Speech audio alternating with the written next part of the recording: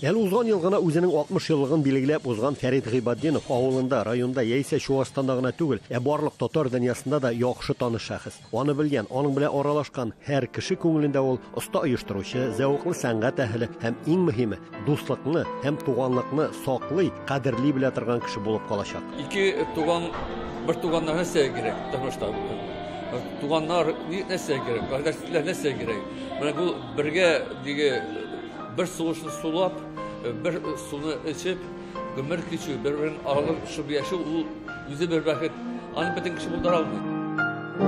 Әлмуннан берничә ай элек кенә балалар сәнгать мәктәбендәге менә бу фортепианода Фәрит үзе уйный торган булган. Бүген биредә үзе булмаса да аның рухы бар, аның эше дәвам итә. Әйтерсең лә бүлмәләрнең берсеннән Фәрит үзе дә килеп чыгар төсле. Мин әле күңелем ышанып та бетми.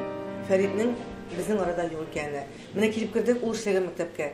Тегеннән килеп чыгар кебек, әйдәгез чәй эчәргә дип чакыр кебек. Гомумән, менә Фәрит безнең белән. Фәрит Гыйбаддинов Чуашстанның Комсомол районындагы әлеге сәнгать мәктәбе белән 32 ел җитәкчелек итә. Ул килгәндәге уку йорты бүген республикада иң алдынгылардан санала. Анда укып чыгучыларның байтагы бүген үз язмышларын мәдәният белән бәйләгән. Аларның кайберләре мәктәп диварына Фәрит истәлегенә куелган мәрмәр тактаны ачу тантанасында да катнашып, остазлары турындагы хатирәләр белән уртаклаштылар. Еллар дәвамында байтак проектларга нигез салган, танылган җәмәгать эшлеклесенең иҗади эшчәнлеге хакында Чуашстанның халыклар дуслыгы йортында узган конференциядә дә чыгыш ясаучылар ассызыклап сөйләде. Ул оештыручы иде.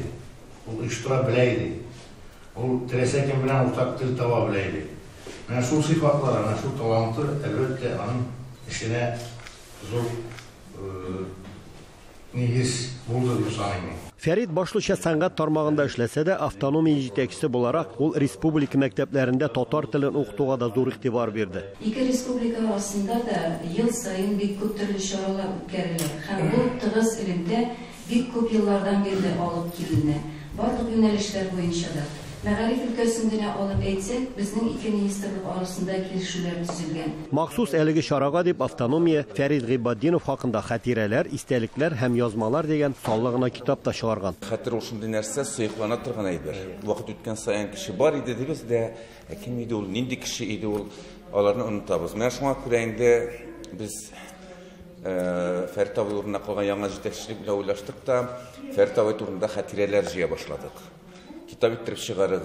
Фәрит бүгенге көн белән генә түгел, киләчәк турында да уйлап яшәде. Үзенә лаеклы алмашты әзерләде. Шуларның берсе аның шәкерте Татарстанның атказанган артисты Илдус Шайдуллин. Фәрит абый безнең өчен инде ничәдә кирәк. Әтиебез иде бит ул безнең. Ул безне үзенең киңәшләре белән, ул безне без иткән кеше бит. Ул дөрестән дә Фәрит абый безнең арада киткәчтән без ничектер теге күккә яшен суккан кебек булып, без кулсыз аяксыз калган кебек булды.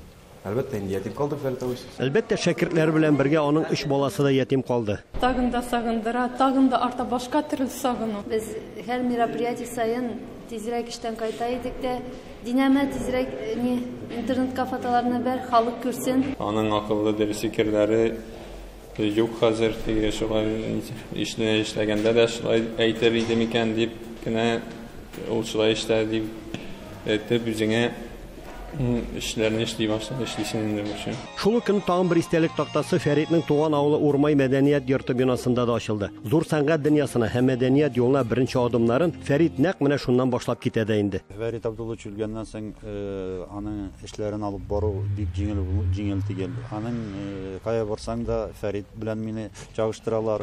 Ул эшләр бигрәк ката зур махавик айландыра иде ул. Әлбәттә аны кабатлыйсы кыен диде менә аның урынына килгән Хайдар дигән иптәш.